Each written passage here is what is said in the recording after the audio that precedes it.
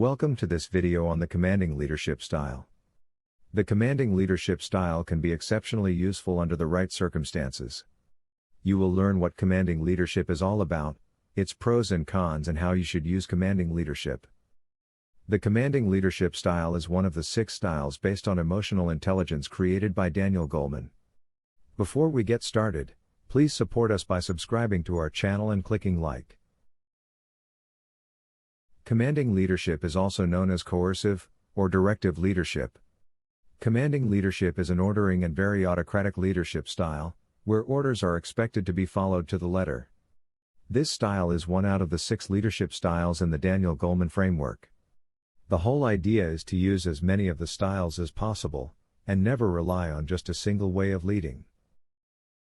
Besides orders being followed, commanding leaders also expect 100% compliance with rules, instructions, and policies. This can be good in low-complexity work situations, with low-skilled workers. It can also be very useful in times of crisis, when the time to make decisions is minimal. Commanding leadership consists of the following 3 elements. 1. Clear communication about job roles and functions. A commanding leader gets team members to clearly understand what is expected of them and how they can use their skills to accomplish organizational goals. Team members work with a directive leader to establish clear goals and objectives, evaluation criteria, deadlines, and any subtasks necessary for ensuring that key performance indicators are met. 2. Implementation of firm rules and boundaries. There is a strong need for firm rules and boundaries in the commanding leadership style. It is important for these leaders to have a sense of control over what subordinates do and how they complete their tasks. This also helps the directive leader to quickly identify when a team member is falling behind. Finally, the rules and boundaries help bring the clarity that is one of the positive aspects of commanding leadership. 3. Confidence in knowing how to do the work. A commanding leader should be highly experienced and skilled in the projects, tasks, and other work assigned to the team. Furthermore, a directive leader needs to know the competency and pros and cons of each of the team members. The experience, knowledge, and skills of the leader help him or her to do the following. A. Understand firsthand everything required for successful completion. B.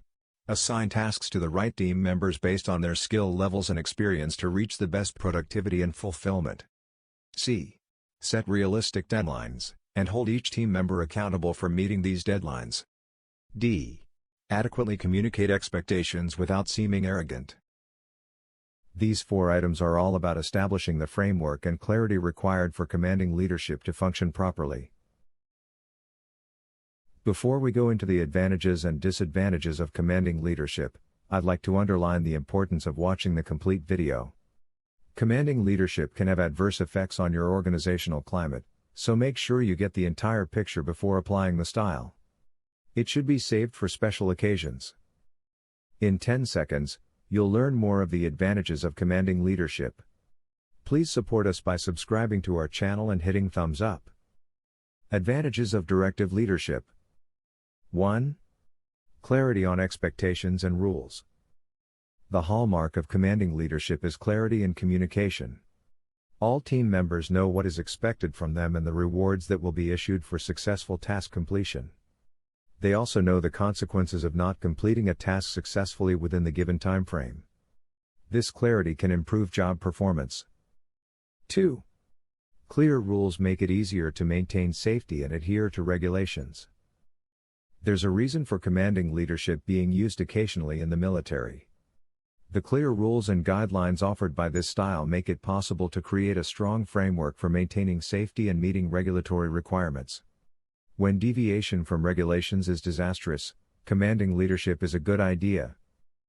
3. Inexperienced, unorganized teams get structure. The experience a directive leader provides can help inexperienced teams performing low-complexity tasks get the structure they need. The leader outlines the specific tasks and duties that must be followed. This way, the leader's experience is transferred to each team member, which leads to positive results. 4. Decisions can be made very fast. Since the directive leader makes all the decisions, decision-making is incredibly fast. No one from the team needs to be consulted. This is good in the right situation, but making decisions on your own can be bad in many other situations. Decisions can also be executed quickly, since commanding leadership essentially means giving orders that are obeyed. Which advantage do you think is the most important? Please let us know in the comments. The disadvantages of commanding leadership are serious, so listen carefully as we move forward.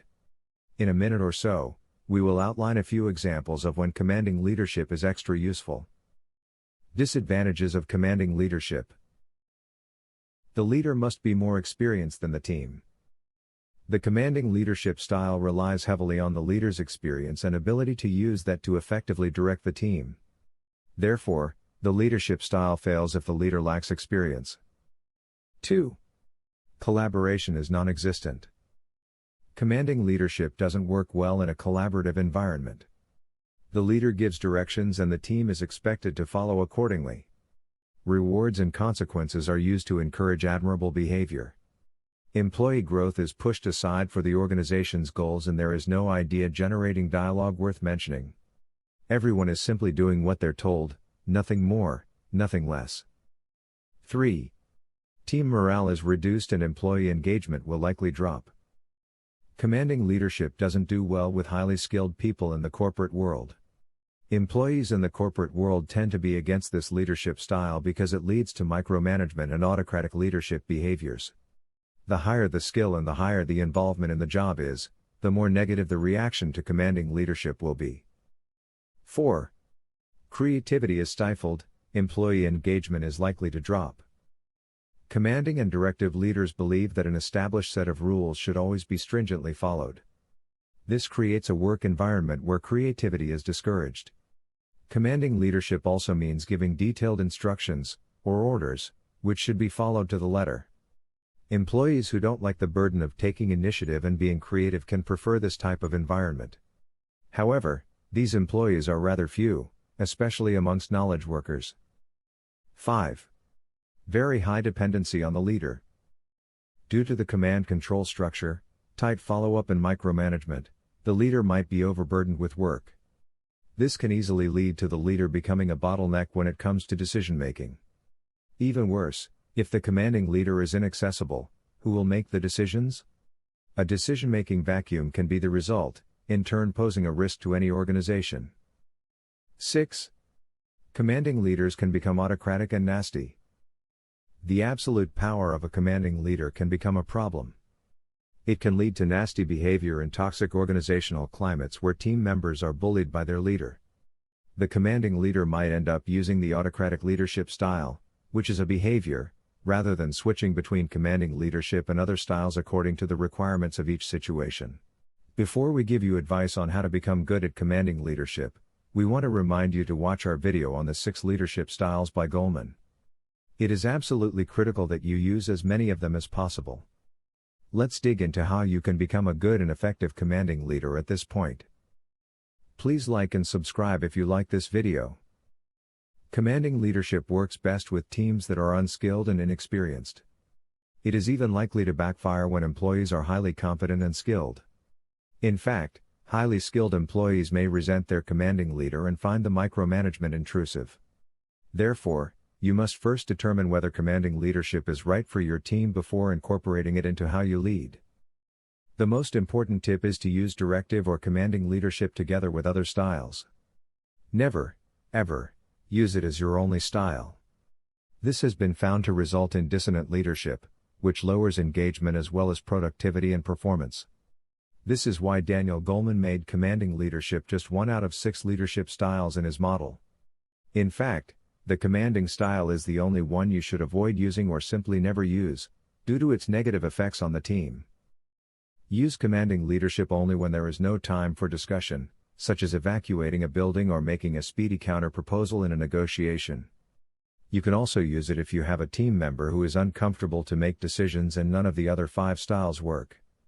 This means, use the commanding style as a last resort and try to use several of the other styles first, if time allows it. You simply must check out the complete leadership framework by Goleman. We have a whole video about it.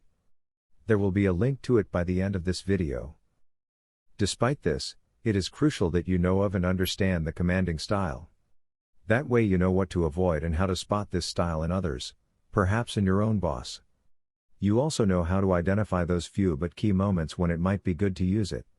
So, how do you use it appropriately then? Here's how.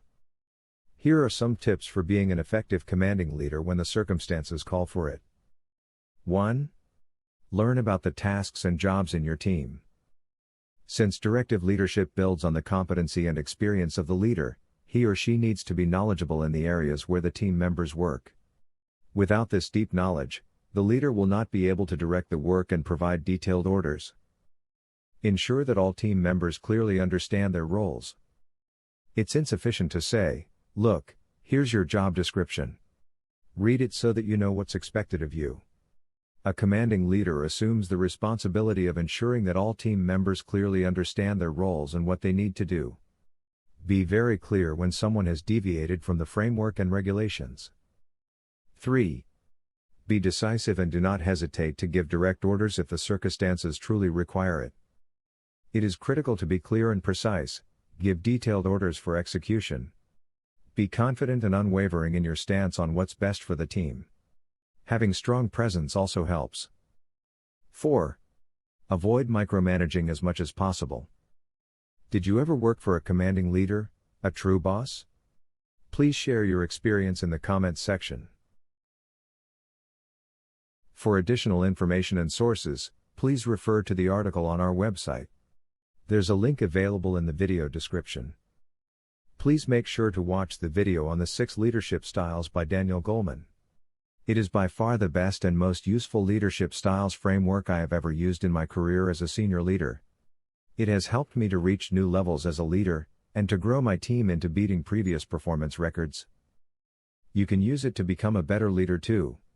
There is a lot more information on how to do this available on our website. Again, refer to the link in the description. Please like and subscribe, it sure would be appreciated. Thank you for watching, have a nice day. This video was brought to you by leadershipahoy.com.